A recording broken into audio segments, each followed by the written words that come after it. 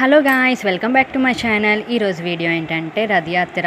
అందరు ఊరుల్లోనే రథయాత్ర పూరి జగన్నాథ స్వామి రథోత్సవం జరుగుతుంది కదా, అలాగే మా ఊర్లో కూడా జరిగింది. మా ఇంటి ఎదురుగుండే.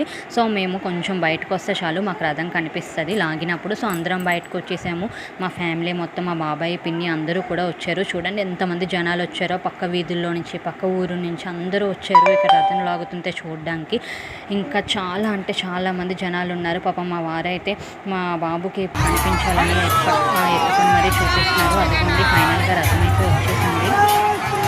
చాలాసేపటి నుంచి వెయిట్ చేస్తే రథం వచ్చింది.